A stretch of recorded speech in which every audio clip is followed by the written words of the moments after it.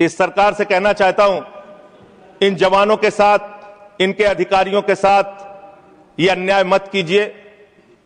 ये देश आपको माफ नहीं करेगा। ये भारत की सुरक्षा करते हैं, सीमाओं की सुरक्षा करते हैं, संसद की सुरक्षा करते हैं, एयरपोर्ट की सुरक्षा करते हैं। इन जवानों के साथ ये घोर अन्याय मत कीजिए। हालांकि आपको अन्याय करने की और अपमान करने की आदत है। 1948 में पंजाब रेजिमेंट को युद्ध के वक्त बीजू पटनायक जी ने एक पायलट के तौर पर सीमा पे पहुंचाया था। आप उनको सीआईए का एजेंट कहते हैं। शर्म नहीं आती आपको? आप हमारे जवान जो शहीद होते उनको शहीद का दर्जा भी नहीं देते। आप तो कहते हैं ये देश नहीं झुकने दूंगा, ये देश नहीं झुकने दूंगा। आपके लोग रूस के अंदर फंसे हुए हैं सैकड़ों दिनों से, और आज तक आप उनको ला नहीं पा रहे हैं। महोदय, आज पूरा देश इस संसद को देख रहा होगा। पूरे देश की सीमाओं पर 15,000 किलोमीटर भारत की सीमा को सुरक्षा करने वाले हमारे जवान, हमारे अधिकारी आज हमारी इस डिबेट को सुन रहे होंगे और वो देख रहे होंगे कि किस तरह से मोदी जी की सरकार उन जवानों के साथ, उन अधिकारियों के साथ जो अपने प्राणों की आहुति देकर देश की रक्षा करते हैं, उनके साथ अन्याय करने जा रही है, घोर पाप करने जा रही है। एक फिल्म आई थी बॉर्डर, उस फिल्म का गाना था, संदेशे आते हैं हमें तड़पाते हैं, जो चिट्ठी आती है तो पूछे जाती है कि घर कब आओगे। हम तो पार्लियामेंट का सेशन खत्म होता है घर जाते हैं, लेकिन हमारे वो जवान जो सीमाओं की रक्षा करते हैं वो घर नहीं जा पाते। दिवाली हो, होली हो, तमाम त्योहार हो, शादी हो, ब्याह हो, चाहते हुए भी अपने घर नहीं जा पाते। महोदय, देश की 15,000 किलोमीटर की सीमा की सुरक्षा ये सीएपीएफ के जवान और अधिकारी करते हैं। और मैं बड़ी विनम्रता पूर्वक आपके माध्यम से सरकार से पूछना चाहता हूं, क्या उनकी मौत को आप शहीद का दर्जा भी देने को तैयार नहीं है? शर्म नहीं आती आपको? आप हमारे जवान जो शहीद होते हैं सीएपीएफ के, बीएसएफ के, एसएसबी के, सीआईएसएफ के, सीआरपीएफ के, आईटीबीपी के, उनको शहीद का दर्जा भी नहीं देते। सीआरपीएफ के 40 जवान पुलवामा में शहीद हुए। उनके नाम पर घूम घूम कर पूरे देश में प्रधानमंत्री ने वोट तो मांगा, लेकिन उनको शहीद का दर्जा नहीं दिया। कितना बड़ा गुनाह आप उनके साथ कर रहे हैं। महोदय, मैं आपको बताना चाहता हूं कि पिछले 50 वर्षों में एक दो नहीं, तमाम कमेटियों ने सीएपीएफ के अधिकारियों के पक्ष में रिपोर्ट दिया, रिकमेंडेशंस दिया, सरकार से अनुरोध किया कि उनको उनका अधिकार मिलना चाहिए। और यह अधिकार क्या है महोदय? 2025 मई का सुप्रीम कोर्ट का निर्णय है जो कहता है cadre review with in 6 months, slowly reduce the deputation of IPS officers within 2 years। ये सर्वोच्च न्यायालय का निर्णय है, कोई हमारे घर से निकला हुआ निर्णय नहीं मान्यवर। और ये सर्वोच्च न्यायालय का निर्णय महोदय, ये लोग बदल रहे हैं। ये पूरा देश आज देख रहा है इनको। इसके पीछे कारण क्या है? वो कहते हैं कि पे लेवल 10 पे गजेटेड ऑफिसर्स के रूप में आईपीएस भी भरते हैं, यूपीएससी का एग्जाम पास करते हैं, और जो सीएपीएफ के अधिकारी हैं वो भी पास करते हैं। इसके आधार पर निर्णय आया। और 6 जो अलग अलग कमेटियों की रिपोर्ट आई 1970 में, एलपी सिंह जो सेक्रेटरी एमएचए थे, उन्होंने कहा finding avenues of promotion for officers of the IPS can not be the overriding objective. It would be very harmful to the morale of the force if in और anxiety to put IPS officers as commandants we were to deny promotion to experienced officers who have worked hard and proved themselves। फिर दूसरी report आई 66 से 77 में, KF Rustam जी की first director general BSF. तीसरी report आई V G कानेतकर की 1966 में। फिर चौथी रिपोर्ट आई 2008 में आईएमएम अहमदाबाद की। फिर 5वीं रिपोर्ट आई 2015 में 7th पे कमीशन की। और 2 महत्वपूर्ण रिपोर्ट आई, मुझे लगता है चिदम्बरम साहब यहां नहीं बैठे होंगे, एक चिदम्बरम साहब की कमेटी की रिपोर्ट आई और एक एस्टीमेट कमेटी को चेयर कर रहे थे आपके आदरणीय पुरोधा भारतीय जनता पार्टी के पूर्व अध्यक्ष मुरली मनोहर जोशी जी। उनकी रिपोर्ट थी सीएपीएफ के अधिकारियों को प्रमोशन का वैसा ही मौका मिलना चाहिए जैसा कि आईपीएस अधिकारियों को मिलता है। ये मुरली मनोहर जोशी और पी चिदम्बरम जी की रिपोर्ट है। वो गृह मंत्री रह चुके हैं भारत सरकार के।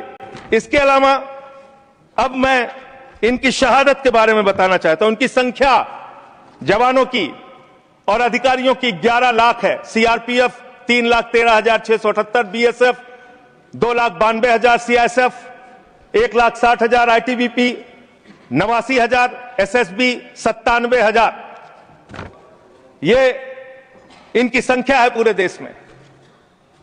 महोदया, इनकी शहादत जो हुई है आपको जानना चाहिए, पूरे देश को जानना चाहिए कितनी बड़ी शहादत है इनकी। सीआरपीएफ के 62 जवानों ने अब तक अपनी शहादत, 62 अधिकारियों ने अब तक अपनी शहादत दी है और सभी रैंक के अधिकारियों और जवानों को मिला दिया जाए तो 2290 अधिकारियों और जवानों ने अपनी शहादत दी है। बीएसएफ के 85 अधिकारियों ने अब तक अपनी शहादत दी है और 2014 सभी रैंक के अधिकारी और जवानों ने अपनी शहादत दी है। सीआईएसएफ के 1 अधिकारी ने अपनी शहादत दी है और 126 सभी रैंक के जवान और अधिकारियों ने अब तक अपनी शहादत दी है। आईटीबीपी के 13 अधिकारियों ने अब तक अपनी शहादत दी है और 182 सभी रैंक के अधिकारी और जवानों ने अब तक अपनी शहादत दी है। एसएसबी के 5 अधिकारियों ने अब तक अपनी शहादत दी है और सभी रैंक को मिला लिया जाए तो 51 अधिकारियों ने और जवानों ने अब तक अपनी शहादत दी। वीर गति को प्राप्त हुए, उनको तो शहीद आप मानते भी नहीं हैं। महोदया, मैं कुछ बड़े हमले जो देश में हुए उसको बता के, जब 2001 में भारत की संसद पे हमला हुआ, यह संसद अगर सुरक्षित है तो हमारे 19 सीएपीएफ के जवानों की बदौलत सुरक्षित है। 9 जवानों ने अपनी शहादत दी। मुंबई अटैक में 160 जवान और लोग अपनी शहादत दी। कश्मीर में 2014 में 20 जवानों ने अपनी शहादत दी। 2014 में वेस्ट बंगाल के एक्सप्लोजन में 2 जवानों ने अपनी शहादत दी। 2015 में 10 पुलिस फोर्स के लोगों ने अपनी शहादत दी। पठानकोट में 7 जवानों ने अपनी शहादत दी। 2016 में उड़ी अटैक में 19 जवानों ने अपनी शहादत दी। अमरनाथ के अटैक पे 7 जवानों ने अपनी शहादत दी। सुकमा अटैक में 9 सीआरपीएफ के जवानों ने अपनी शहादत दी और 2019 में 40 सीआरपीएफ के जवानों ने अपनी शहादत दी। पूरे देश में उनके नाम पे आपने वोट मांगा लेकिन उनको शहीद का दर्जा आज तक नहीं दिया। महोदया, कब से इनका मामला चल रहा है और कितना खेल आपने किया इनके साथ। आप देखिए, 2010 में सीआरपीएफ के एक असिस्टेंट कमांडेंट की भर्ती होती है, 15 साल में कोई प्रमोशन नहीं। बीएसएफ के एक जवान की असिस्टेंट कमांडेंट की भर्ती होती है, 13 साल में कोई प्रमोशन नहीं। और एक आईपीएस अधिकारी की 2012 में भर्ती होती है, 13 साल में 4 प्रमोशन उसको मिलते हैं। हम आईपीएस के प्रमोशन के खिलाफ नहीं है, लेकिन सीएपीएफ के अधिकारियों को प्रमोशन क्यों नहीं, यह तो कम से कम आपको बताना पड़ेगा। इसी प्रकार से डिप्टी कमांडेंट पे 18 साल में 1 प्रमोशन बीएसएफ सीआरपीएफ को और 20 साल में 1 प्रमोशन बीएसएफ को, और आईपीएस अधिकारी को आईजी रैंक पे 19 साल में 5 प्रमोशन मिलकर आईजी वो बन जाते हैं। इसी प्रकार से 2003 में सेकंड इन कमांडेंट पे पहुंचता है एक सीआरपीएफ का अधिकारी और बीएसएफ 1997 में सेकंड इन कमांडेंट बनते हैं। 1997 बेंच के अधिकारी और एडिशनल डायरेक्टर जनरल 1998 का आईपीएस बन जाता है। अब इनकी दशा क्या है मान्य, जो आपने इनके साथ किया, कैसे कैसे किया, यही अंतिम बात कह के अपनी बात समाप्त करूंगा। कब से लोग कानूनी लड़ाई लड़ रहे हैं। 2012 में इन्होंने हाई कोर्ट दिल्ली में एक रिट पिटीशन दाखिल किया। फिर 2015 में इनको दिल्ली हाई कोर्ट से इनके पक्ष में आदेश आया। 16 में फिर आप इनके खिलाफ चले गए। फिर फरवरी में सुप्रीम कोर्ट ने आपके आदेश, आपकी एसएलपी को रिजेक्ट किया। फिर 2 अप्रैल 2019 में फिर इनके पक्ष में आदेश आया। फिर 3 जुलाई 2019 को, सबसे महत्वपूर्ण यह है महोदया, 3 जुलाई 2019 को मेरे ख्याल से 2 कैबिनेट मंत्री तो हैं, वो जरूर रहे होंगे उस कैबिनेट में, कैबिनेट ने पास किया महोदया, इसी सरकार के कैबिनेट ने। क्या लिखा है इसमें? This would result in grant of NFFU to eligible Group A executive cadre officers of CAPF. The decision would also benefit Group A executive cadre officers of CAPF for availing the benefit of NFSG at an enhanced rate of 30% as per guidelines. ये आपके cabinet का आदेश है।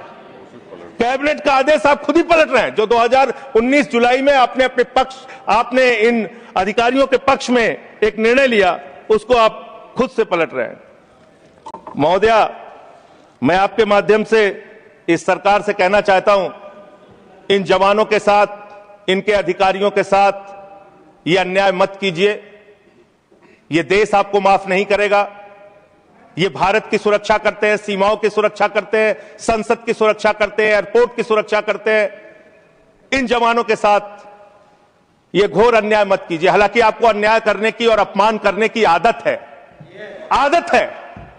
स्वर्गीय बीजू पटनायक जैसे बहादुर व्यक्ति की आपने अपमान किया। आपसे बीजू पटनायक जैसे बहादुर, मैं महोदया इसी से इस विषय पर मैं खत्म कर रहा हूं। 1948 में पंजाब रेजिमेंट को युद्ध के वक्त बीजू पटनायक जी ने एक पायलट के तौर पर सीमा पे पहुंचाया था। आप उनको CIA का एजेंट कहते हैं। शर्म आती है आपके ऊपर। ये आप कर रहे हैं। आप अपमान करते हैं लगातार जिन्होंने इस देश के लिए अपना योगदान दिया। देश पर ध्यान दीजिए, देश के लोगों की चिंता कीजिए। आज जब मैं आ रहा था तो यहां पे पता चला, आप तो कहते हैं ये देश नहीं झुकने दूंगा, ये देश नहीं झुकने दूंगा। आपके लोग पंजाब के, हरियाणा के, राजस्थान के, रूस के अंदर फंसे हुए हैं सैकड़ों दिनों से, और आज तक आप उनको ला नहीं पा रहे हैं। देश की सुरक्षा के बारे में आपको ध्यान नहीं, विदेश नीति के बारे में आपको ध्यान नहीं, आपकी विदेश नीति का कोई अता पता नहीं। बावजूद इसके आप एक बिल लेके आ रहे हैं जिससे कि अधिकारियों का हक छीनने और मारने का काम आप कर रहे हैं। मैं इस बिल के विरोध में हूं और जो अमेंडमेंट्स हमने दिए हैं उसको सरकार स्वीकार करती है और इसको बिल को सिलेक्ट कमेटी में भेजती है, तो इसका पूरा अध्ययन किया जाएगा।